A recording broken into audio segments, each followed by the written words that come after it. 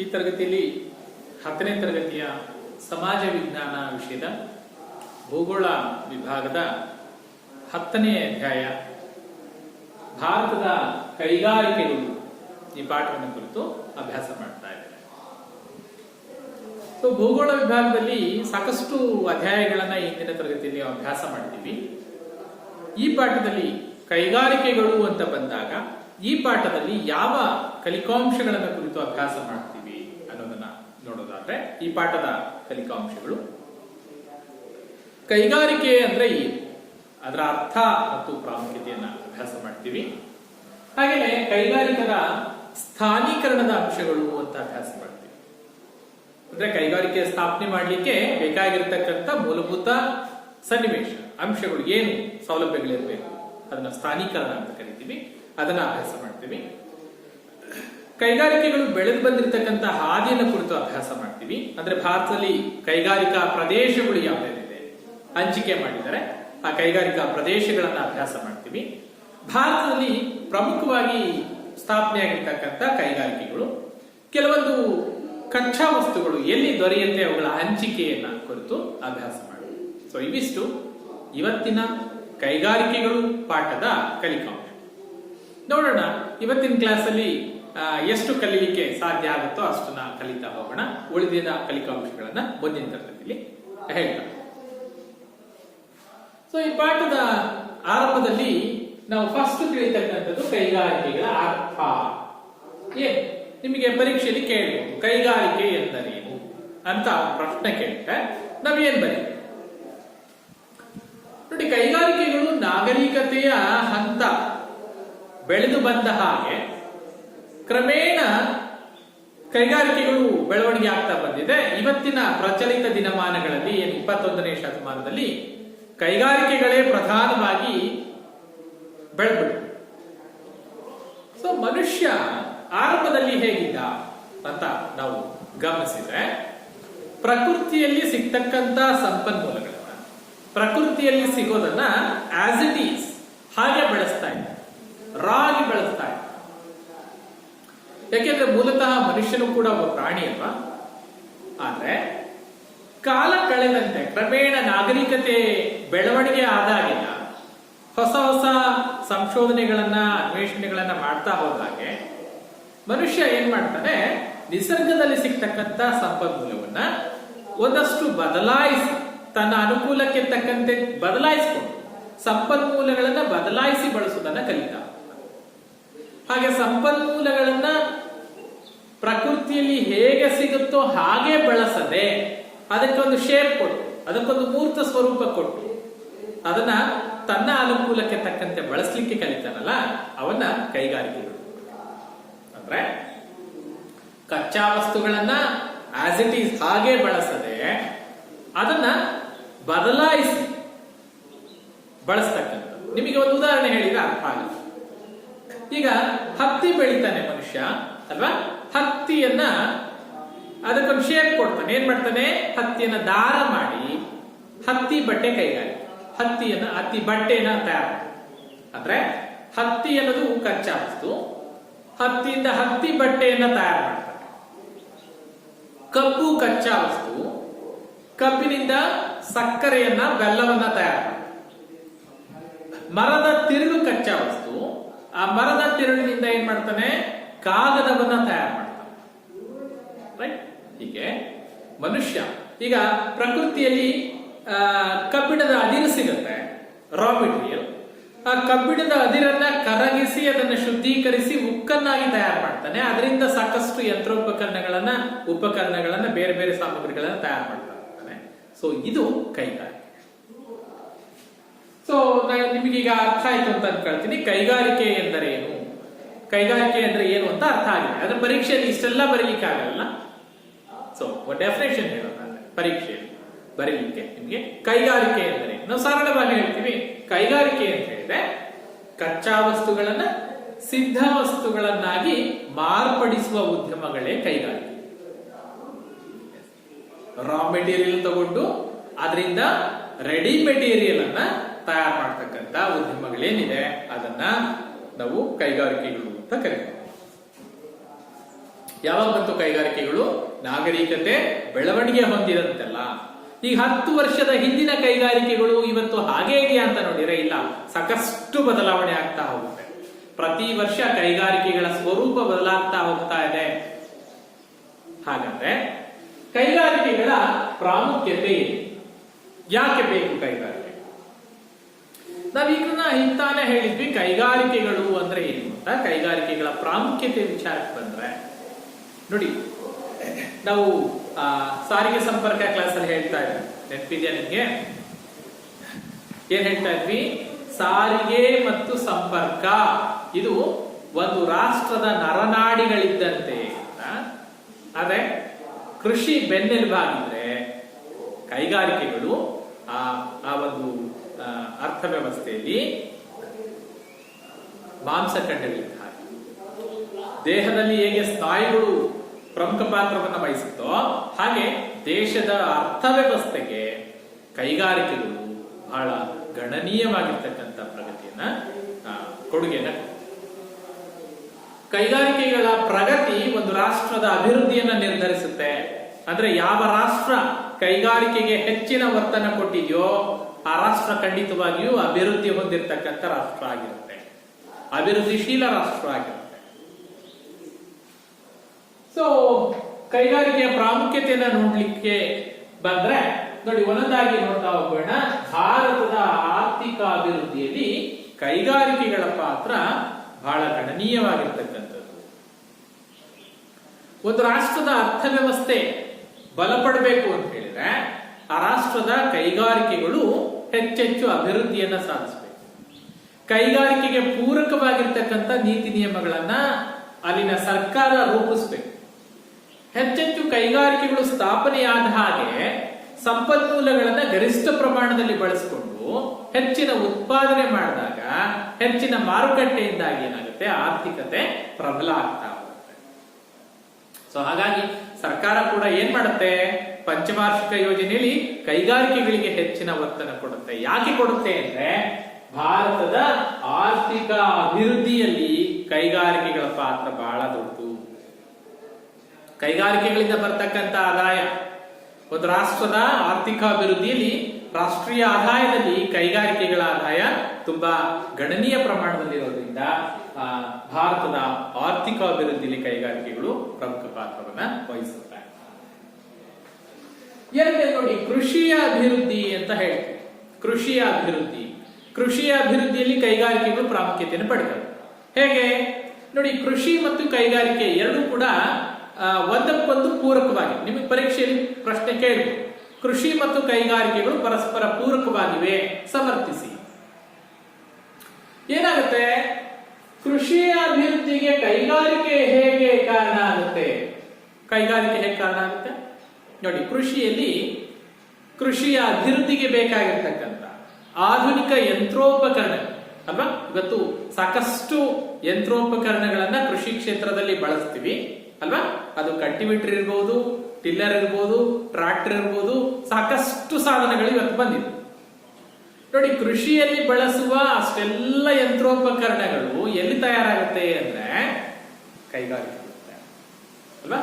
ಕೈಗಾರಿಕೆಗಳು ಕೃಷಿಗೆ ಪೂರಕವಾಗಿ, ಕೃಷಿಯ ಅಭಿವೃದ್ಧಿಗೆ ಬೇಕಾಗಿರ್ತಕ್ಕಂಥ ಯಂತ್ರೋಪಕರಣಗಳನ್ನ ತಯಾರಿಸಿ ಒದಗಿಸುವುದರ ಮೂಲಕ ಕೃಷಿಯ ಅಭಿವೃದ್ಧಿಗೆ ಕೈಗಾರಿಕೆಗಳು ನೆರವಾಗುತ್ತೆ. ಹಾಗಾಗಿ ಕೈಗಾರಿಕೆಗಳು ಪ್ರಾಮುಖ್ಯತೆ ಪಡೆದಿವೆ.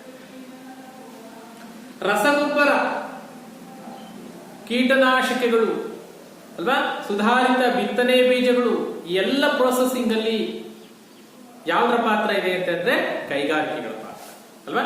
ರಸಗೊಬ್ಬರಗಳ ಉತ್ಪಾದನೆ, ಕೀಟನಾಶಕಗಳ ಉತ್ಪಾದನೆ, ಸೊ ಇವುಗಳಲ್ಲಿ ಕೈಗಾರಿಕೆಗಳ ಪಾತ್ರ ಬಹಳ ದೊಡ್ಡದು. ಹಾಗಾಗಿ ಕೈಗಾರಿಕೆಗಳು ಕೃಷಿಗೆ ಪೂರಕವಾಗಿ ಏನೇನು ಬೇಕೋ ಆ ಎಲ್ಲ ಸೌಲಭ್ಯಗಳನ್ನ ಉತ್ಪಾದಿಸಿ ಕೊಡ್ತಾ ಇದೆ. ಆ ಮೂಲಕ ಕೃಷಿಯ ಅಭಿವೃದ್ಧಿಗೆ ಕೈಗಾರಿಕೆಗಳು ನೆರವಾಗುತ್ತೆ. ಅದಕ್ಕೆ ಪ್ರತಿಯಾಗಿ ಕೃಷಿ ಕೈಗಾರಿಕೆ ಅಭಿವೃದ್ಧಿಗೆ ನೆರವಾಗುತ್ತೆ, ಪರಸ್ಪರ ಪೂರಕ ಅಂತ ಹೇಳಿ. ಹೇಗೆ? ಕೈಗಾರಿಕೆಗಳು ಕೃಷಿಗೆ ಬೇಕಾದ ಯಂತ್ರೋಪಕರಣಗಳನ್ನ, ರಸಗೊಬ್ಬರವನ್ನ, ಕೀಟನಾಶಕಗಳನ್ನ ಉತ್ಪಾದನೆ ಮಾಡಿಕೊಟ್ರೆ ಕೈಗಾರಿಕೆಗಳು ಕೃಷಿ ಕೈಗಾರಿಕೆಗೆ ಬೇಕಾಗಿರ್ತಕ್ಕಂಥ ಕಚ್ಚಾ ವಸ್ತುವನ್ನು ಉತ್ಪಾದಿಸುತ್ತೆ ಅಲ್ವಾ. ಕೃಷಿಯಲ್ಲಿ ಉತ್ಪಾದನೆ ಆಗ್ತಕ್ಕಂಥ ಸುಧಾರಿತ ಅದು ಹತ್ತಿ ಕೃಷಿ ಉತ್ಪನ್ನ ತಾನೆ. ಯಾವ್ದು ಕಚ್ಚಾ ವಸ್ತು ಆಗುತ್ತೆ? ಹತ್ತಿ ಬಟ್ಟೆ ಕೈಗಾರಿಕೆಗಳಿಗೆ ಕಚ್ಚಾ ವಸ್ತು. ಕಬ್ಬು ಕೃಷಿಯ ಉತ್ಪಾದನೆ, ಯಾವುದಕ್ಕೆ ಕಚ್ಚಾ ವಸ್ತು? ಸಕ್ಕರೆ ಮತ್ತು ಸಕ್ಕರೆ ಕೈಗಾರಿಕೆ. ಸಾಮಾನ್ಯ ಸಕ್ಕರೆ ಕೈಗಾರಿಕೆಯಲ್ಲಿ ಬೆಲ್ಲ ತಯಾರಾಗುತ್ತೆ. ಸೊ ಸಕ್ಕರೆ ಮತ್ತು ಬೆಲ್ಲದ ಉತ್ಪಾದನೆ ಜೊತೆಗೆ ಆ ಬೆಲ್ಲದ ಮೇಲ್ಗಡೆ ಕೊಳೆ ಬರುತ್ತಲ್ಲ, ಅದನ್ನೇಂತ ಕರಿತೀವಿ? ಕಾಕಂಬಿ ಅಂತ ಕರಿತೀವಲ್ಲ. ಸೊ ಅದು ಎಲ್ಲಿಗೆ ಹೋಗುತ್ತೆ? ಮದ್ಯಸಾರದ ತಯಾರಿಕೆಗೆ ಹೋಗುತ್ತೆ. ಸೊ ಹಾಗೆ ನೋಡಿ, ಸೆಣಬು ಕೃಷಿ ಕ್ಷೇತ್ರದಲ್ಲಿ ಬೆಳೀತಕ್ಕಂಥ ಸೆಣಬಿನ ಉತ್ಪನ್ನಗಳು, ಸೆಣಬಿನ ಕೈಗಾರಿಕೆಗಳಿಗೆ ಅದು ಕಚ್ಚಾ ವಸ್ತು. ಸೊ ಹೀಗೆ ಕೃಷಿ ತನ್ನ ಉತ್ಪನ್ನವನ್ನ ಕೈಗಾರಿಕೆಗೆ ಕಚ್ಚಾ ವಸ್ತುವಾಗಿ ಕೊಟ್ರೆ, ಕೈಗಾರಿಕೆ ತನ್ನ ಉತ್ಪನ್ನಗಳನ್ನ ಕೃಷಿಯ ಅಭಿವೃದ್ಧಿಗೆ ಕೊಡ್ತಾ ಹೋಗುತ್ತೆ. ಅಂದ್ರೆ ಕೈಗಾರಿಕೆಯ ಉತ್ಪನ್ನಗಳಿಗೆ ಕೃಷಿ ಮಾರುಕಟ್ಟೆಯನ್ನು ಒದಗಿಸಿದ್ರೆ, ಕೃಷಿ ಕೈಗಾರಿಕೆಗಳಿಗೆ ಕಚ್ಚಾ ವಸ್ತುವನ್ನು ಒದಗಿಸುತ್ತೆ. ಆ ಮೂಲಕ ಪರಸ್ಪರ ಪೂರಕವಾಗಿರುತ್ತೆ. ಸೊ ಕೃಷಿಯ ಅಭಿವೃದ್ಧಿಗೆ ನೆರವಾಗುತ್ತೆ. 3 ಉದ್ಯೋಗ ಸೃಷ್ಟಿ. ನೋಡಿ, ಆರ್ಥಿಕ ವಲಯಗಳು ಅಂತ ಬಂದಾಗ, ಅರ್ಥವ್ಯವಸ್ಥೆಯ ವಲಯಗಳು ಅಂತ ಬಂದಾಗ 3 ವಲಯಗಳನ್ನಾಗಿ ಮಾಡ್ತೀವಿ. ಒಂದು ಕೃಷಿ, ಮತ್ತೊಂದು ಕೈಗಾರಿಕೆ, 3ನೇದು ಸಾರಿಗೆ ಸಂಪರ್ಕ. ಕೃಷಿ ಹೆಚ್ಚಿನ ಜನರಿಗೆ ಉದ್ಯೋಗಾವಕಾಶವನ್ನ ಹೇಗೆ ಒದಗಿಸುತ್ತೋ ಹಾಗೆ ಕೈಗಾರಿಕೆಗಳು ಕೂಡ ಲಕ್ಷಾಂತರ ಜನರಿಗೆ, ಕೋಟ್ಯಾಂತರ ಜನರಿಗೆ ಉದ್ಯೋಗವನ್ನ ಒದಗಿಸ್ತಿದೆ. ಒಂದು ಫ್ಯಾಕ್ಟರಿ, ಒಂದು ಕಾರ್ಖಾನೆ ತಯಾರಾಯಿತು, ಒಂದು ಕಾರ್ಖಾನೆ ಆರಂಭ ಆಯಿತು ಅಂತ ಹೇಳಿದ್ರೆ, ಒಂದೊಂದು ಕಾರ್ಖಾನೆಯಲ್ಲಿ ಸಾವಿರಾರು ಜನ ಕಾರ್ಮಿಕರು ಇರ್ತಾರೆ. ಸೊ ಅವರಿಗೆ ಬೇಕಾಗಿರ್ತಕ್ಕಂಥ ವೇತನ ಆ ಉದ್ಯೋಗದಿಂದ ದೊರಕುತ್ತೆ. ಸೊ ಉದ್ಯೋಗ ಸೃಷ್ಟಿ ಮಾಡುತ್ತೆ. ಹಾಗಾಗಿ ಹೆಚ್ಚೆಚ್ಚು ಆದ್ರೆ ಯಾವ ರೀತಿಯ ಉದ್ಯೋಗ, ಯಾವ ರೀತಿಯ ಕೈಗಾರಿಕೆಗಳಿರ್ಬೇಕು ಅಂದ್ರೆ ಮ್ಯಾನ್ ಮೇಡ್ ಆಗಿರುತ್ತೆ. ಯಂತ್ರೋಪಕರಣಗಳನ್ನ, ತಂತ್ರಜ್ಞಾನ ಆಧಾರಿತ ಕೈಗಾರಿಕೆಗಳಾದಾಗ ಅಲ್ಲಿ ಹೆಚ್ಚಿನ ಮಾನವ ಶ್ರಮಕ್ಕೆ ಅವಕಾಶ ಇರಲ್ಲ. ಬದಲಾಗಿ ಮಾನವ ಶ್ರಮದಿಂದ ಉತ್ಪಾದನೆ ಮಾಡ್ತಕ್ಕಂಥ ಕೈಗಾರಿಕೆಗಳು. ಅದಕ್ಕೆ ಗಾಂಧೀಜಿಯವರು ಏನ್ ಹೇಳ್ತಾರೆ? ಗುಡಿ ಕೈಗಾರಿಕೆಗಳಿಗೆ ಹೆಚ್ಚು ಒತ್ತು ಕೊಡ್ತಾರೆ. ಗುಡಿ ಕೈಗಾರಿಕೆಗಳು ಹೆಚ್ಚಿನ ಜನರಿಗೆ ಉದ್ಯೋಗ ಅವಕಾಶವನ್ನ ಒದಗಿಸುತ್ತೆ. ಒಟ್ಟಾರೆ ಕೈಗಾರಿಕೆಗಳು ಹೆಚ್ಚಿನ ಉದ್ಯೋಗವನ್ನು ಸೃಷ್ಟಿ ಮಾಡುತ್ತೆ. ಆ ಮೂಲಕ ಹೆಚ್ಚಿನ ಜನರಿಗೆ ಉದ್ಯೋಗವನ್ನ ಒದಗಿಸುತ್ತೆ. ರಾಷ್ಟ್ರೀಯ ಆದಾಯ ಮತ್ತು ತಲಾದಾಯ ಹೆಚ್ಚಳ ಆಗಲಿಕ್ಕೆ ನೆರವಾಗುತ್ತೆ. ರಾಷ್ಟ್ರೀಯ ಆದಾಯ ಏನು? ರಾಷ್ಟ್ರೀಯ ಆದಾಯ ಅಂದ್ರೆ ಏನು? ಒಂದು ರಾಷ್ಟ್ರ 1 ವರ್ಷದ ಅವಧಿಯಲ್ಲಿ ಎಲ್ಲ ಮೂಲಗಳಿಂದ ಪಡಿತಕ್ಕಂಥ ಆದಾಯವನ್ನ ರಾಷ್ಟ್ರೀಯ ಆದಾಯ ಅಂತ ಕರೀತಾರೆ. ಒಂದು ರಾಷ್ಟ್ರ 1 ವರ್ಷದ ಅವಧಿಯಲ್ಲಿ ಎಲ್ಲ ಮೂಲಗಳಿಂದ ಪಡಿತಕ್ಕಂಥ ಆದಾಯ, ಅದನ್ನ ರಾಷ್ಟ್ರೀಯ ಆದಾಯ. ಸೊ ರಾಷ್ಟ್ರೀಯ ಆದಾಯಕ್ಕೆ ಎಲ್ಲದೂ ಕೊಡುಗೆ ಕೊಡುತ್ತೆ. ಕೃಷಿಯಿಂದನೂ ಬರುತ್ತೆ, ಕೈಗಾರಿಕೆಯಿಂದನೂ ಬರುತ್ತೆ, ಸಾರಿಗೆ ಸಂಪರ್ಕದಿಂದ ಬರುತ್ತೆ, ಸಾಕಷ್ಟು ಬೇರೆ ಬೇರೆ ತೆರಿಗೆಗಳಿಂದ ಬರುತ್ತೆ. ಸೊ ಹೀಗೆ ಎಲ್ಲ ಆದಾಯಗಳಿಂದ ಬರುತ್ತೆ. ಅದರಲ್ಲಿ ಕೈಗಾರಿಕೆಯ ಕೊಡುಗೆ ಬಹಳ ದೊಡ್ಡದು. ಹಾಗಾಗಿ ರಾಷ್ಟ್ರೀಯ ಆದಾಯ, ಆ ಮೂಲಕ ತಲಾದಾಯ. ಏನು ತಲಾದಾಯ ಅಂತ ಹೇಳಿದ್ರೆ? ಒಂದು ರಾಷ್ಟ್ರದ ಒಟ್ಟು ಆದಾಯವನ್ನ ಆ ರಾಷ್ಟ್ರದ ಒಟ್ಟು ಜನಸಂಖ್ಯೆಯಿಂದ ಭಾಗಿಸಿದಾಗ ಬರ್ತಕ್ಕಂಥದ್ದು ತಲಾದಾಯ. ಸೊ ತಲಾದಾಯ ಹೆಚ್ಚಾಗಬೇಕು ಅಂತ ಹೇಳಿದ್ರೆ ರಾಷ್ಟ್ರೀಯ ಆದಾಯ ಹೆಚ್ಚಾಗಬೇಕು. ರಾಷ್ಟ್ರೀಯ ಆದಾಯ ಹೆಚ್ಚಾದ ಮಾತ್ರಕ್ಕೆ ತಲಾದಾಯ ಹೆಚ್ಚಾಗುತ್ತೆ ಅಂತ ಹೇಳಿಕ್ ಬರಲ್ಲ. ಅದನ್ನ ಮತ್ತೆ ಸಪರೇಟ್ ಆಗಿ ಚರ್ಚೆ ಮಾಡೋಣ. ಯಾಕೆಂದ್ರೆ ರಾಷ್ಟ್ರೀಯ ಆದಾಯ ಹೆಚ್ಚಾದಂತೆ ಜನಸಂಖ್ಯೆಯೂ ಹೆಚ್ಚಾದ್ರೆ ತಲಾದಾಯದಲ್ಲಿ ಯಾವುದೇ ರೀತಿಯ ಏರಿಕೆ ಕಂಡು ಬರುವುದಿಲ್ಲ. ಒಟ್ಟಾರೆ ರಾಷ್ಟ್ರೀಯ ಆದಾಯ ಮತ್ತು ತಲಾದಾಯದ ಏರಿಕೆಗೆ, ಹೆಚ್ಚಳಕ್ಕೆ ಕೈಗಾರಿಕೆಗಳು ಕೊಡುಗೆಯನ್ನು ನೀಡುತ್ತೆ, ಉದ್ಯೋಗ ಸೃಷ್ಟಿ ಮಾಡುವುದು. ವಿದೇಶಿ ವಿನಿಮಯ ಗಳಿಕೆ. ವಿದೇಶಿ ವಿನಿಮಯ ಗಳಿಕೆ. ಯಾವಾಗ ಕೈಗಾರಿಕೆಗಳಿಗೆ ಹೆಚ್ಚು ಒತ್ತನ್ನ ಕೊಡ್ತೀವಿ, ಹೆಚ್ಚೆಚ್ಚು ಕೈಗಾರಿಕೆಗಳು ಸ್ಥಾಪನೆ ಆಗ್ತಾ ಹೋಗುತ್ತೆ, ಆಗ ಬೇರೆ ರಾಷ್ಟ್ರಗಳಿಂದ ಆಮದು ಮಾಡಿಕೊಳ್ಳುವ ಸರಕುಗಳು ಕಡಿಮೆ. ರೈಟ್? ಹೇಳಿದ ಅರ್ಥ ಆಗ್ತಾ ಇದೆಯಲ್ಲ? ವಿದೇಶಿ ವಿನಿಮಯ ಗಳಿಕೆ. ಯಾವಾಗ ವಿದೇಶಿ ವಿನಿಮಯ ಗಳಿಕೆ ಆಗುತ್ತೆ ಅಂತ ನೋಡಿದ್ರೆ ಹೆಚ್ಚು ರಫ್ತು ಮಾಡಬೇಕು. ರಫ್ತು ಹೆಚ್ಚಾದಾಗ ವಿದೇಶಿ ವಿನಿಮಯದ ಗಳಿಕೆ ಹೆಚ್ಚಾಗುತ್ತೆ. ಆಮದು ಹೆಚ್ಚಾದ್ರೆ ವಿದೇಶಿ ವಿನಿಮಯದ ಗಳಿಕೆ ಕಡಿಮೆ ಆಗುತ್ತೆ. ಯಾಕೆಂದ್ರೆ ಆಮದು ಮಾಡಿಕೊಂಡಾಗ ನಾವು ಬೇರೆ ರಾಷ್ಟ್ರಕ್ಕೆ ಪಾವತಿ ಮಾಡ್ತೀವಿ. ಅದೇ ನಾವು ರಫ್ತು ಮಾಡಿದ್ರೆ ಬೇರೆ ದೇಶ ನಮಗೆ ಪಾವತಿ ಮಾಡುತ್ತೆ. ಹಾಗಾಗಿ ರಾಷ್ಟ್ರದ ಆದಾಯ ಹೆಚ್ಚಾಗುತ್ತೆ. ರೈಟ್? ವಿದೇಶಿ ವಿನಿಮಯದ ಗಳಿಕೆಯಲ್ಲಿ. ಅದಕ್ಕಾಗಿ ಆಮದು ರಫ್ತು ಬ್ಯಾಂಕುಗಳು ಅಂತ ಇದೆ. ಅದೇನ್ ಮಾಡುತ್ತೆ, ಅದು ರಫ್ತು ಮಾಡತಕ್ಕಂತ ವಸ್ತುಗಳನ್ನ ಯಾವ ಕೈಗಾರಿಕೆಗಳು ಉತ್ಪಾದನೆ ಮಾಡುತ್ತೋ ಅದಕ್ಕೆ ಸಾಲ ಸಲ್ಲಬೇಕು. ಆ ಮೂಲಕ ಏನ್ ಮಾಡುತ್ತೆ, ವಿದೇಶಿ ವಿನಿಮಯದ ಗಳಿಕೆಯಲ್ಲಿ ಕೈಗಾರಿಕೆಗಳು ಪ್ರಮುಖ ಪಾತ್ರವನ್ನು ವಹಿಸುತ್ತಾರೆ. ಜನರ ಜೀವನ ಮಟ್ಟವನ್ನ ಉತ್ತಮಗೊಳಿಸಲಿಕ್ಕೆ ಕೈಗಾರಿಕೆಗಳು ನೆರವಾಗಿದೆ. ಹೇಗೆ? ಉದ್ಯೋಗ ಸೃಷ್ಟಿ ಮಾಡುತ್ತೆ. ಹೆಚ್ಚೆಚ್ಚು ಉದ್ಯೋಗ ಸೃಷ್ಟಿಯಾದಾಗ, ಜನರು ಉದ್ಯೋಗ ಸಿಕ್ಕಾಗ ಜನರ ಆದಾಯ ಹೆಚ್ಚಾಗುತ್ತೆ. ಆದಾಯ ಹೆಚ್ಚಾದಾಗ ರಾಷ್ಟ್ರದ ಆದಾಯ ಹೆಚ್ಚಾಗುತ್ತೆ. ರಾಷ್ಟ್ರದ ಆದಾಯ ಹೆಚ್ಚಾದಾಗ ತಲಾದಾಯ ಯಾವಾಗ ಹೆಚ್ಚಾಗುತ್ತೋ ಆಗ ಜೀವನ ಮಟ್ಟ ಉತ್ತಮ. ಪ್ರತಿಯೊಬ್ಬ ವ್ಯಕ್ತಿಯ ಒಬ್ಬ ವ್ಯಕ್ತಿಯ ತಲೆಯ ಆದಾಯವನ್ನು ತಲಾದಾಯ ಅಂತ ಕರಿತೀವಿ. ಸೊ ಹಾಗಾಗಿ ಇಲ್ಲಿ ಕೈಗಾರಿಕೆಗಳ ಪ್ರಾಮುಖ್ಯತೆಯನ್ನು ತಿಳಿಸಿ ಅಂತ ಹೇಳಿದ್ರೆ ಹೇಳಲಿಕ್ಕೆ ಬಹಳಷ್ಟಿದೆ.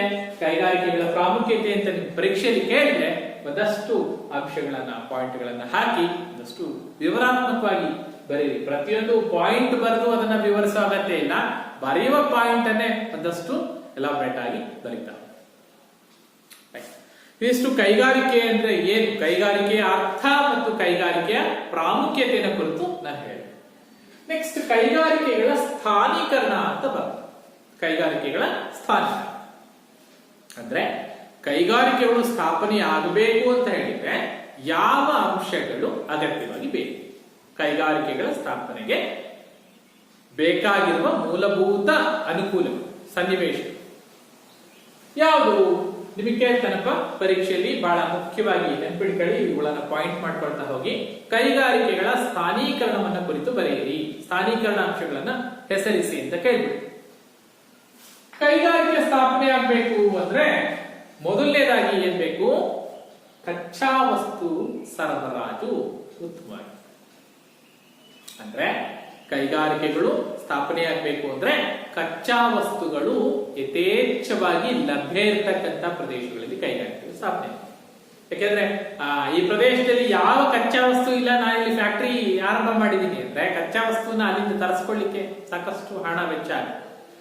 ಎಲ್ಲಿ ಕಬ್ಬು ಬೆಳೀತಾರೋ ಆ ಕಬ್ಬು ಬೆಳೆಯುವ ಪ್ರದೇಶದ ಸುತ್ತಮುತ್ತಲೇ ಸಕ್ಕರೆ ಕೈಗಾರಿಕೆ ಇರುತ್ತೆ ಬಿಟ್ರೆ ಕಬ್ಬು ಬೆಳೆದೇ ಇರತಕ್ಕಂತ ಪ್ರದೇಶದಲ್ಲಿ ಸಕ್ಕರೆ ಕೈಗಾರಿಕೆ ಸ್ಥಾಪನೆ ಮಾಡಿ ಅಲ್ವಾ? ಕಚ್ಚಾ ವಸ್ತುಗಳ ಸರಬರಾಜು ಎಲ್ಲಿ ಉತ್ತಮವಾಗಿದೆಯೋ, ಕಚ್ಚಾ ವಸ್ತುಗಳ ಲಭ್ಯತೆ ಎಲ್ಲಿ ಹೆಚ್ಚಾಗಿದೆಯೋ ಆ ಪ್ರದೇಶದಲ್ಲಿ ಆ ಕೈಗಾರಿಕೆಗಳು ಅಸ್ತಿತ್ವವನ್ನು ಪಡೆದುಕೊಳ್ಳುತ್ತೆ. ಕಚ್ಚಾ ವಸ್ತುಗಳ ಸರಬರಾಜು ಮೊದಲನೇ ಸ್ಥಾನೀಕರಣದ ಅಂಶ. ಎರಡು, ಶಕ್ತಿ ಸಂಪನ್ಮೂಲಗಳ ಪೂರೈಕೆ. ಒಂದು ಕೈಗಾರಿಕೆ ಆರಂಭ ಆಗಬೇಕು ಅಂತ ಹೇಳಿದ್ರೆ ಶಕ್ತಿ ಸಂಪನ್ಮೂಲ ಬಹಳ ಮುಖ್ಯ ಅಲ್ವಾ? ಶಕ್ತಿ ಸಂಪನ್ಮೂಲ ಇಲ್ಲ ಅಂದ್ರೆ ಯಾವ ಶಕ್ತಿ ಸಂಪನ್ಮೂಲ? ಅದು ಜಲ ವಿದ್ಯುತ್ ಆಗಿರ್ಬೋದು, ಶಾಖೋತ್ಪನ್ನ ವಿದ್ಯುತ್ ಆಗಿರ್ಬೋದು, ಅಣು ವಿದ್ಯುತ್ ಆಗಿರ್ಬೋದು, ಒಟ್ಟಾರೆ ಎಲೆಕ್ಟ್ರಿಸಿಟಿ ಬೇಕು. ಎಲೆಕ್ಟ್ರಿಸಿಟಿ ಸಾಕಷ್ಟು ಲಭ್ಯತೆ ಇರಬೇಕು.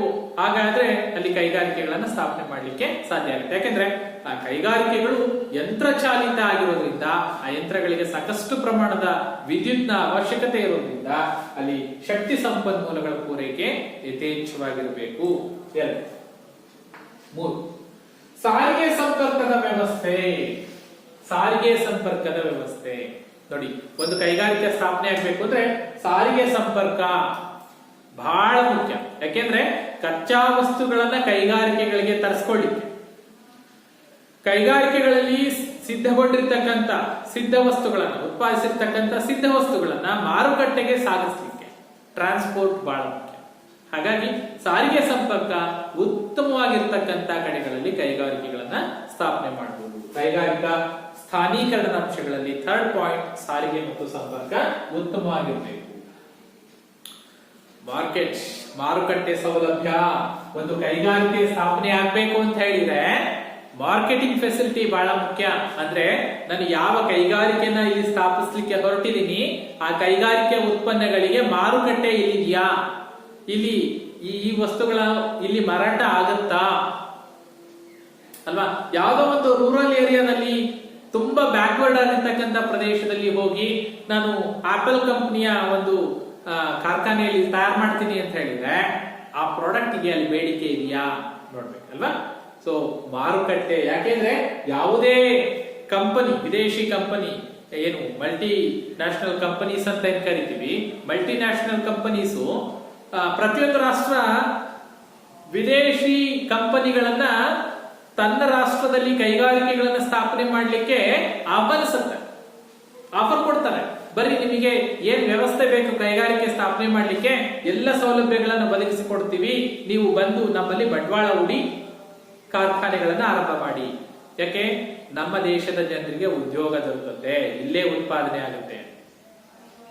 ಅದೇ ಹಾಗೆ ಮಲ್ಟಿನ್ಯಾಷನಲ್ ಕಂಪನೀಸು ಬಂಡವಾಳ ತೊಡಗಿಸಿ ಉತ್ಪಾದನಾ ಫ್ಯಾಕ್ಟರಿಗಳನ್ನ ಆರಂಭ ಮಾಡಬೇಕು ಅಂದ್ರೆ ಅವ್ರು ಏನ್ ನೋಡ್ತಾರೆ ಅಂದ್ರೆ ಇವುಗಳನ್ನು ನೋಡ್ತಾರೆ. ಇದು ಸ್ಥಾನೀಕರಣದ ಅಂಶಗಳು. ಅಲ್ಲಿ ಮಾರ್ಕೆಟಿಂಗ್ ಇದೆಯಾ ಅಂದ್ರೆ ನಾವು ತಯಾರು ಮಾಡ್ತಕ್ಕಂಥ ಉತ್ಪನ್ನಗಳಿಗೆ ಉತ್ತಮ ಮಾರುಕಟ್ಟೆ ಸೌಲಭ್ಯ ಇದೆಯಾ? ಹಾಗೆ ನೋಡಿದ್ರೆ ಮಾನವ ಸಂಪತ್ತು ಯಥೇಚ್ಛವಾಗಿರ್ತಕ್ಕಂಥ ಭಾರತದಲ್ಲಿ ಉತ್ತಮ ಮಾರುಕಟ್ಟೆ ಸೌಲಭ್ಯ ಇದೆ. ಮಾರ್ಕೆಟಿಂಗ್ ಏನು ತೊಂದರೆ ಇಲ್ಲ. ಬಂಡವಾಳ, ಇನ್ವೆಸ್ಟ್ಮೆಂಟ್ಸ್ ಅಲ್ವಾ, ಯಾವುದೇ ಕೈಗಾರಿಕೆ ಆರಂಭ ಆಗಬೇಕು ಅಂತಂದ್ರೆ ಬಂಡವಾಳ ಬಹಳ ಮುಖ್ಯ. ಸೊ ಬಂಡವಾಳದ ಲಭ್ಯತೆ ಎಲ್ಲಿ ಹೆಚ್ಚಾಗಿರುತ್ತೋ ಅಲ್ಲಿ ಕೈಗಾರಿಕೆಗಳನ್ನು ಸ್ಥಾಪನೆ ಮಾಡಲಿಕ್ಕೆ ಅವಕಾಶ ಇರುತ್ತೆ. ಸೊ ಸ್ಥಾನೀಕರಣದ ಅಂಶಗಳಲ್ಲಿ ಬಹಳ ಮುಖ್ಯವಾಗಿರ್ತಕ್ಕಂಥ ಅಂಶ ಬಂಡವಾಳ. ಬಂಡವಾಳ ಇಲ್ಲದೆ ಉಳಿದಿದ್ದೆಲ್ಲ ತಗೊಂಡು ಬಂಡವಾಳನೇ ಇಲ್ಲ ಅಂತಂದ್ರೆ ಕಾರ್ಖಾನೆ ತಯಾರು ಮಾಡ್ಲಿಕ್ಕೆ ಆಗುತ್ತಾ? ಇಲ್ಲ. ನೆಕ್ಸ್ಟ್, ಎಲ್ಲ ಇದೆಯಪ್ಪ, ಎಲ್ಲ ಇದೆ, ಆದ್ರೆ ಅಲ್ಲಿ ದುಡಿಯುವ ಕಾರ್ಮಿಕರೇ ಸಿಗ್ತಾ ಇಲ್ಲ. ಹೇಗಿರ್ಬೇಕು ಕಾರ್ಮಿಕರ ಲಭ್ಯತೆ? ಕಡಿಮೆ ಕೂಲಿಗೆ ಹೆಚ್ಚು ಸಮಯ ದುಡಿತಕ್ಕಂತ ಪರಿಣಿತ ಕಾರ್ಮಿಕರು ಬೇಕು. ಬರೀ ಕಾರ್ಮಿಕರು ಅಂದ್ರೆ ಜನ ಇದ್ರೆ ಕೆಲಸ ಮಾಡ್ಲಿಕ್ಕೆ ಅಲ್ಲ, ಪರಿಣಿತ. ಕಾರ್ಖಾನೆಗಳಲ್ಲಿ ಕೆಲಸ ಮಾಡ್ಲಿಕ್ಕೆ ಯಾವ ಕೆಲಸಕ್ಕೆ ನೇಮಿಸ್ತಾರೋ ಆ ಕೆಲಸದಲ್ಲಿ ಪರಿಣಿತಿನ ಪಡ್ಕೊಂಡಿರ್ತಕ್ಕಂಥ ಸ್ಕಿಲ್ಫುಲ್ ವರ್ಕರ್ಸ್ ಲಭ್ಯತೆ ಇರಬೇಕು. ಜೊತೆಗೆ ನೀರಿನ ಲಭ್ಯತೆ ಕೈಗಾರಿಕೆಗಳಿಗೆ ಬಹಳ ಮುಖ್ಯ. ನೀರಿನ ಲಭ್ಯತೆ, ಕಾರ್ಮಿಕರ ಲಭ್ಯತೆ ಯಥೇಚ್ಛವಾಗಿರ್ತಕ್ಕಂಥ ಪ್ರದೇಶಗಳಲ್ಲಿ ಕೈಗಾರಿಕೆಗಳು ಸ್ಥಾಪನೆಯಾಗುತ್ತೆ. ಸೂಕ್ತ ವಾಯುಗುಣ ಬೇಕು. ಯಾವ ಕೈಗಾರಿಕೆಗಳನ್ನ ಸ್ಥಾಪಲಿಕ್ಕೆ ಹೊರಟಿದೆಯೋ ಆ ಕೈಗಾರಿಕೆಗೆ ಪೂರಕವಾಗಿರ್ತಕ್ಕಂಥ ವಾಯುಗುಣ, ವಾತಾವರಣ ಅಲ್ಲಿದೆಯಾ ಅನ್ನೋದು ಬಹಳ ಮುಖ್ಯ.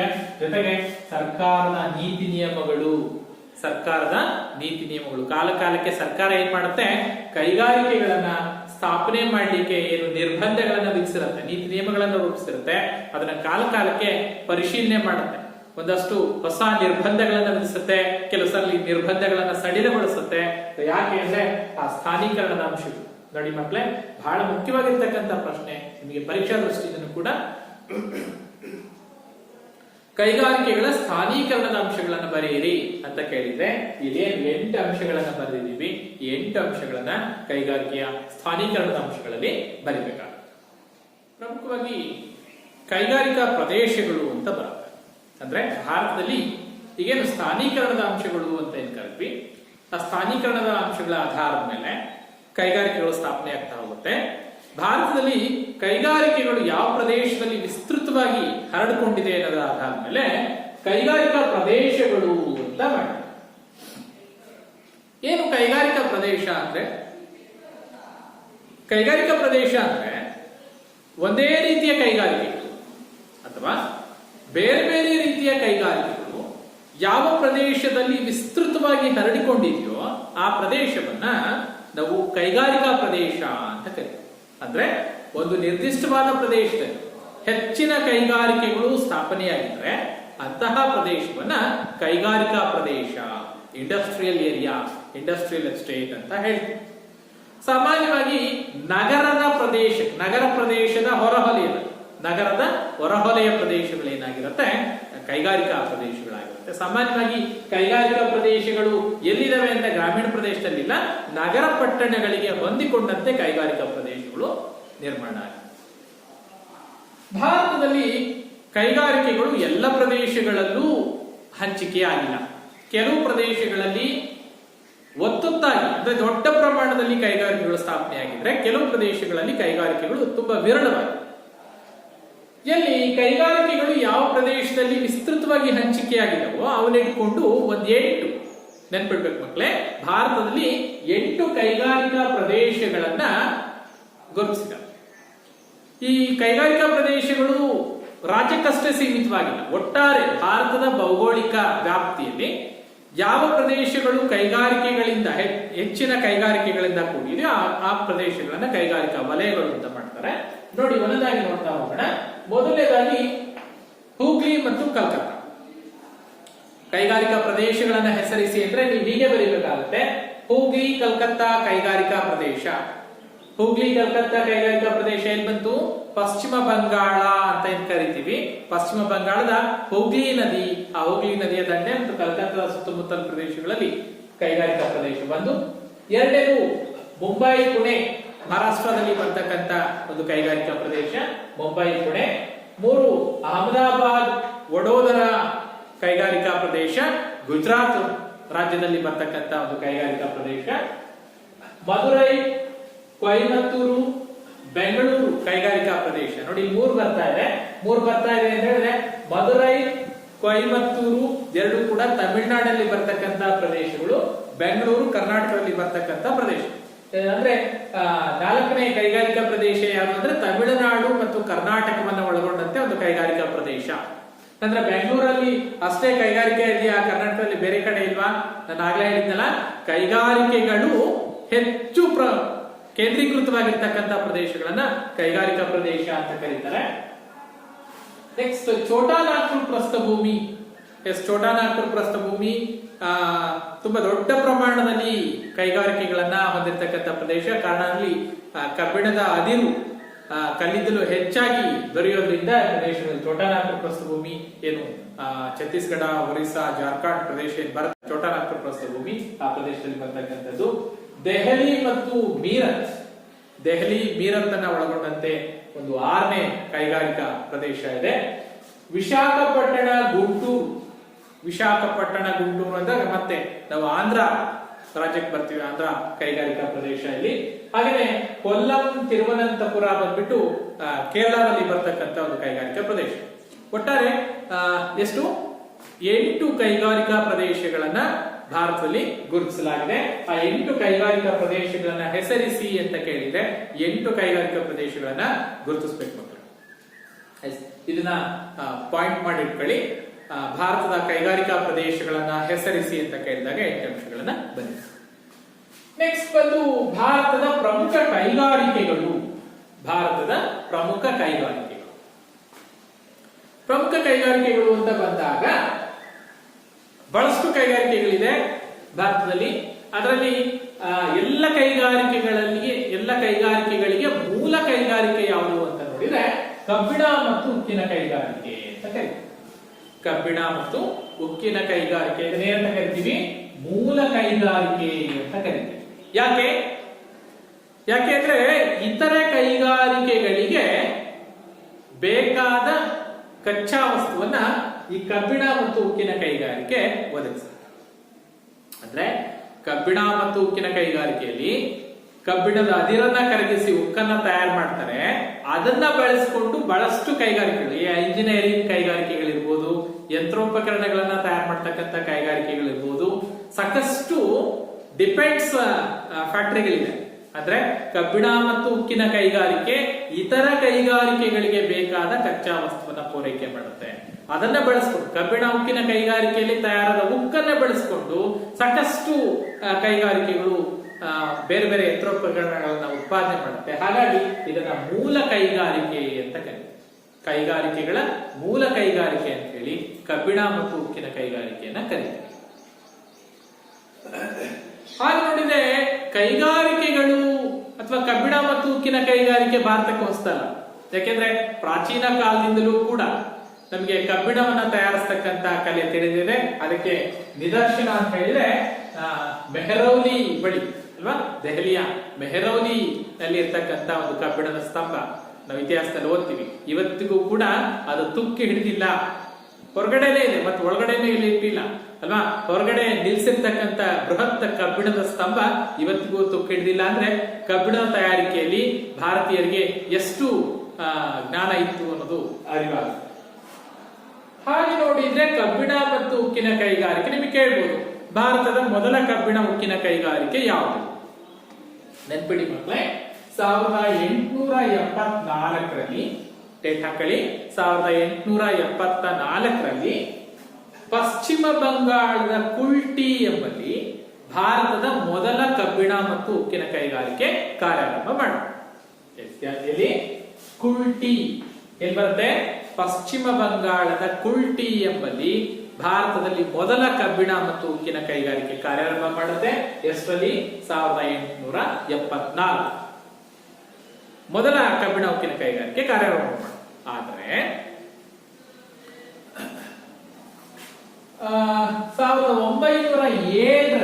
1907ರಲ್ಲಿ ಜಮ್ಶೆಡ್ಪುರದಲ್ಲಿ, ಜಮ್ಶೆಡ್ಪುರ ಜಾರ್ಖಂಡ್ ಅಲ್ಲಿ ಬರುತ್ತೆ. ಜಾರ್ಖಂಡ್ನ ಜಮ್ಶೆಡ್ಪುರದಲ್ಲಿ ಟಾಟಾ ಕಬ್ಬಿಣ ಮತ್ತು ಉಕ್ಕಿನ ಕೈಗಾರಿಕೆ ಅಂತ ಏನು ಕಾರ್ಯಾರಂಭ ಮಾಡುತ್ತೆ, ಅಲ್ಲಿಂದ ಅಧಿಕೃತವಾಗಿ ತುಂಬಾ ದೊಡ್ಡ ಪ್ರಮಾಣದಲ್ಲಿ ಕಬ್ಬಿಣ ಮತ್ತು ಉಕ್ಕಿನ ಕೈಗಾರಿಕೆ ಭಾರತದಲ್ಲಿ ಯಶಸ್ವಿಯಾಗಿ ಮುನ್ನಡೀತಾ ಹೋಯಿತು.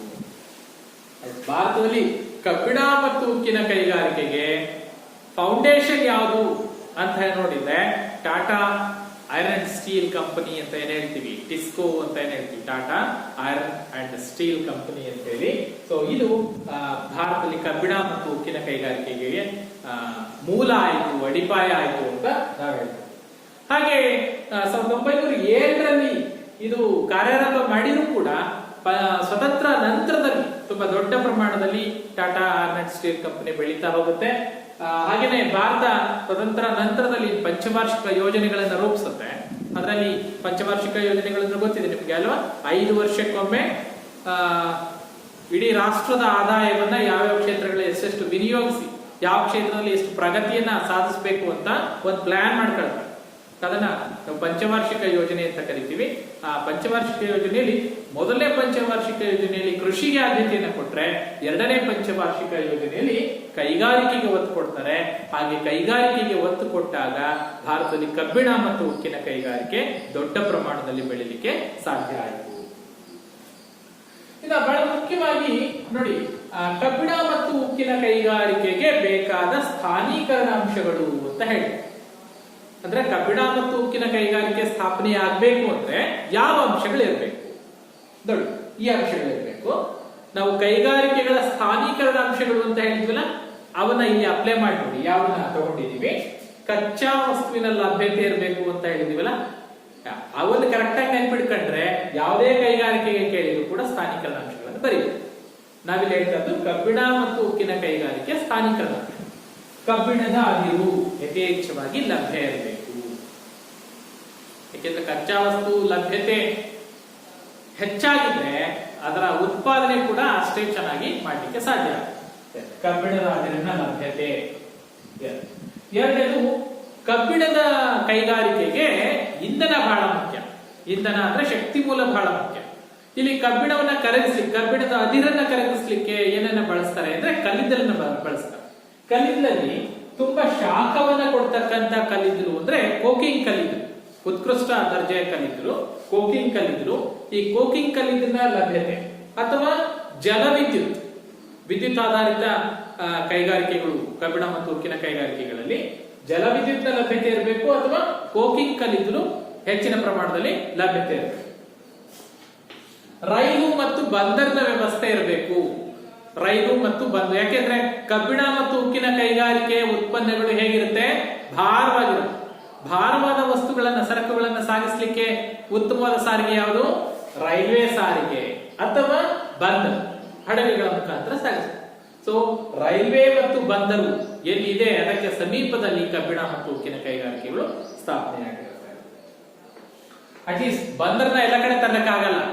ರೈಲ್ವೆ ಜಾಲ ಒಳನಾಡಿನಲ್ಲಿ ಇರುತ್ತಲ್ಲ, ರೈಲ್ವೆ ಅಥವಾ ಒಂದು ರೈಲ್ವೆ ಮತ್ತು ಕಚ್ಚಾ ಲಭ್ಯತೆ ಎಲ್ಲಿದೆ ಅಲ್ಲಿ ಐರನ್ ಅಂಡ್ ಸ್ಟೀಲ್ ಕಂಪನಿ ಸ್ಥಾಪನೆ ಮಾಡಬಹುದು, ಅಥವಾ ಅದು ಎಲ್ಲಿದೆ ಅಲ್ಲಿಗೆ ರೈಲ್ವೆ ಜಾಲವನ್ನ ಅಳವಡಿಸಬಹುದು. ನೀರು ಬಹಳ ಮುಖ್ಯ. ಕಬ್ಬಿಣ ಮತ್ತು ಉಕ್ಕಿನ ಕೈಗಾರಿಕೆಯಲ್ಲಿ ಕಾದಿರ್ತಕ್ಕಂಥ ಕಬ್ಬಿಣವನ್ನ ತಂಪಾಗಿಸುವ ಪ್ರಕ್ರಿಯೆಯಲ್ಲಿ ನೀರು ಬಹಳ ಪ್ರಮುಖ ಪಾತ್ರವನ್ನು ವಹಿಸುತ್ತೆ. ದೊಡ್ಡ ಪ್ರಮಾಣದಲ್ಲಿ ನೀರಿನ ಅಗತ್ಯ ಇದೆ. ಸೊ ನೀರಿನ ಲಭ್ಯತೆ. ಕಾರ್ಮಿಕರು ಅಂತಾದಾಗ ಕಡಿಮೆ ಕೂಲಿಗೆ ದುಡಿತಕ್ಕಂತ ನುರಿತ ಕಾರ್ಮಿಕರು ಬೇಕಾಗುತ್ತೆ. ಯಾಕೆಂದ್ರೆ ನುಡಿಯಲ್ಲ, ಕಬ್ಬಿಣ ಉಕ್ಕಿನ ಕೈಗಾರಿಕೆಯಲ್ಲಿ ಕಾದಿರುತ್ತೆ, ಕೆಂಪಾಗಿರುತ್ತಲ್ವಾ, ಚಾಕಚಕ್ಯತೆಯಿಂದ ಕೆಲಸ ಮಾಡ್ತಕ್ಕಂತ ನುರಿತ ಕಾರ್ಮಿಕರು ಬೇಕಾಗುತ್ತೆ. ರೈಟ್. ಲಭ್ಯತೆ ಇರಬೇಕು. ಜೊತೆಗೆ ಇನ್ವೆಸ್ಟ್ಮೆಂಟ್ ಬಂಡವಾಳ, ಕಬ್ಬಿಣ ಮತ್ತು ಉಕ್ಕಿನ ಕೈಗಾರಿಕೆಗೆ ದೊಡ್ಡ ಪ್ರಮಾಣದ ಬಂಡವಾಳ ಬೇಕು. ಅಷ್ಟಿಷ್ಟು ಬಂಡವಾಳ ಸಾಕಾಗಲ್ಲ, ಸಾವಿರಾರು ಕೋಟಿ ರೂಪಾಯಿಗಳ ಬಂಡವಾಳದ ಅಗತ್ಯ ಇರುತ್ತೆ. ಹಾಗಾಗಿ ಬಂಡವಾಳದ ಅಗತ್ಯತೆ, ಜೊತೆಗೆ ಮಾರುಕಟ್ಟೆ, ಉತ್ತಮ ಮಾರುಕಟ್ಟೆ ಇರಬೇಕು. ಸೊ ಎಲ್ಲ ಸ್ಥಾನೀಕರಣದ ಅಂಶಗಳು ಫುಲ್ಫಿಲ್ ಆದಾಗ ಅಂತಹ ಪ್ರದೇಶಗಳಲ್ಲಿ ಕಬ್ಬಿಣ ಮತ್ತು ಉಕ್ಕಿನ ಕೈಗಾರಿಕೆಯನ್ನ ಸ್ಥಾಪಿಸಲಿಕ್ಕೆ ಸಾಧ್ಯ ಆಗುತ್ತೆ. ಸೊ ಕಬ್ಬಿಣ ಮತ್ತು ಉಕ್ಕಿನ ಕೈಗಾರಿಕೆ ಹೇಳಿದಾಗೆ ದೊಡ್ಡ ಪ್ರಮಾಣದಲ್ಲಿ ಬಂಡವಾಳ ಬೇಕಾಗಿರೋದ್ರಿಂದ ಇಲ್ಲಿ ಖಾಸಗಿ ಕಬ್ಬಿಣ ಮತ್ತು ಉಕ್ಕಿನ ಕೈಗಾರಿಕೆಗಳು ಇದೆ, ಹಾಗೆ ಸರ್ಕಾರದ ವಲಯದಲ್ಲಿ ಅಂದ್ರೆ ಸಾರ್ವಜನಿಕ ವಲಯದಲ್ಲೂ ಕೂಡ ಕಬ್ಬಿಣ ಉಕ್ಕಿನ ಕೈಗಾರಿಕೆಗಳಿದೆ. ಹಾಗೆ ನೋಡಿದ್ರೆ ಎರಡು ರಂಗದಲ್ಲಿ ನೋಡಿದ್ರೆ ಖಾಸಗಿ ರಂಗದಲ್ಲಿ ಒಂದು 4 ಪ್ರಮುಖ ಕಬ್ಬಿಣ ಮತ್ತು ಉಕ್ಕಿನ ಕೈಗಾರಿಕೆ ಬರುತ್ತೆ. ಅದರಲ್ಲಿ ಟಾಟಾ ಕಬ್ಬಿಣ ಮತ್ತು ಉಕ್ಕಿನ ಕೈಗಾರಿಕೆ ಮತ್ತು ಜಿಂದಾಲ್ ಅಂತ ಏನ್ ಕರಿತೀವಿ, ಬಳ್ಳಾರಿ ತೋರಣಗಲ್ನಲ್ಲಿರ್ತಕ್ಕಂಥ ಜಿಂದಾಲ್, ಇದೆರಡು ಕಬ್ಬಿಣ ಮತ್ತು ಉಕ್ಕಿನ ಕೈಗಾರಿಕೆ ಖಾಸಗಿ ರಂಗದಲ್ಲಿರ್ತಕ್ಕಂಥ ಪ್ರಮುಖ ಕಬ್ಬಿಣ ಮತ್ತು ಉಕ್ಕಿನ ಕೈಗಾರಿಕೆ. ಇದಲ್ಲದೆ ಸಾರ್ವಜನಿಕ ಉದ್ಯಮದಲ್ಲಿ ಸುಮಾರು 10 ಪ್ರಮುಖ ಕಬ್ಬಿಣ ಮತ್ತು ಉಕ್ಕಿನ ಕೈಗಾರಿಕೆಗಳಿವೆ. 14 ಕಬ್ಬಿಣ ಮತ್ತು ಉಕ್ಕಿನ ಕೈಗಾರಿಕೆಗಳು ಬೇರೆ ಬೇರೆ ಪಂಚವಾರ್ಷಿಕ ಯೋಜನೆಗಳಲ್ಲಿ ಹೆಚ್ಚಿನ ಬಂಡವಾಳವನ್ನು ವಿನಿಯೋಗಿಸಿ ಸ್ಥಾಪನೆ ಮಾಡಲಾಗಿದೆ. ಯಾಕೆಂದ್ರೆ ಕಬ್ಬಿಣ ಮತ್ತು ಉಕ್ಕಿನ ಕೈಗಾರಿಕೆ ಮೂಲ ಕೈಗಾರಿಕೆ ಆಗಿರೋದ್ರಿಂದ ಇದು ಸಮರ್ಥವಾಗಿದ್ರೆ ಬೇರೆ ಕೈಗಾರಿಕೆಗಳಿಗೆ ಬೆಳವಣಿಗೆಗೆ ಸಾಧ್ಯ ಆಗುತ್ತೆ. ಸೊ ಮಕ್ಕಳೇ, ಇದುವರೆಗೂ ನಾವು ಕೈಗಾರಿಕೆ ಅಂದ್ರೆ ಏನು, ಕೈಗಾರಿಕೆಯ ಪ್ರಾಮುಖ್ಯತೆ ಏನು, ನೀವು ಹೋಮ್ವರ್ಕ್ ಕೂಡ ಅದನ್ನೇ ಬರ್ಕೊಂಡ್ಬಿಡಿ. ಕೈಗಾರಿಕೆ ಅಂದ್ರೆ ಏನು, ಕೈಗಾರಿಕೆಯ ಪ್ರಾಮುಖ್ಯತೆ ತಿಳಿಸಿ. ನೆಕ್ಸ್ಟ್, ಕೈಗಾರಿಕೆಯ ಸ್ಥಾನೀಕರಣದ ಅಂಶಗಳನ್ನ ಬರಿ. ಸ್ಥಾನೀಕರಣದ ಅಂಶಗಳು ಈ ಕಡೆ ಬರೆದಿದ್ವಲ್ಲ, ಪಟ್ಟಿ ಮಾಡಿ. ಥರ್ಡ್, ಕೈಗಾರಿಕಾ ಪ್ರದೇಶಗಳನ್ನ ಹೆಸರಿಸಿ. 8 ಕೈಗಾರಿಕಾ ಪ್ರದೇಶಗಳಿವೆ, 8 ಕೈಗಾರಿಕಾ ಪ್ರದೇಶಗಳನ್ನ ಹೆಸರಿಸಿ. ನೆಕ್ಸ್ಟ್, ಲಾಸ್ಟ್ ಇವತ್ತಿನ ತರಗತಿಯಲ್ಲಿ ಕಬ್ಬಿಣ ಮತ್ತು ಉಕ್ಕಿನ ಕೈಗಾರಿಕೆ ಬೆಳವಣಿಗೆಯನ್ನು ತಿಳಿಸಿ. ಸೊ ಯಾವಾಗ ಸ್ಥಾಪನೆ ಆಯಿತು, ಮೂಲ ಕೈಗಾರಿಕೆ ಯಾಕೆ, ಸೊ ಕಬ್ಬಿಣ ಮತ್ತು ಉಕ್ಕಿನ ಕೈಗಾರಿಕೆ ಬೇಕಾದ ಸ್ಥಾನೀಕರಣ ಅಂಶಗಳನ್ನ, ಜೊತೆಗೆ ಭಾರತದಲ್ಲಿರ್ತಕ್ಕಂಥ ಕಬ್ಬಿಣ ಮತ್ತು ಉಕ್ಕಿನ ಕೈಗಾರಿಕೆಗಳನ್ನ ಹೆಸರಿಸಿ. ಟೆಕ್ಸ್ಟ್ ಬುಕ್ ಅನ್ನ ರೆಫರ್ ಮಾಡಿ. ನಿಮ್ ಟೆಕ್ಸ್ಟ್ ಬುಕ್ ಅಲ್ಲಿ ಪಟ್ಟಿ ಕೊಟ್ಟಿದ್ದಾರೆ. ಖಾಸಗಿ ರಂಗದ ಕಬ್ಬಿಣ ಮತ್ತು ಉಕ್ಕಿನ ಕೈಗಾರಿಕೆಗಳು ಯಾವುವು, ಹಾಗೆ ಸಾರ್ವಜನಿಕ ವಲಯದಲ್ಲಿರ್ತಕ್ಕಂಥ ಕಬ್ಬಿಣ ಮತ್ತು ಉಕ್ಕಿನ ಕೈಗಾರಿಕೆಗಳು ಯಾವ, ಇಷ್ಟನ್ನ ಪಟ್ಟಿ ಮಾಡಿ ನೀಟಾಗಿ ಅಭ್ಯಾಸ ಮಾಡಿ. ಉಳಿದಿರ್ತಕ್ಕಂಥ ಕಲಿಕಾ ಅಂಶಗಳನ್ನ ಮುಂದಿನ ತರಗತಿಯಲ್ಲಿ ನೋಡೋಣ.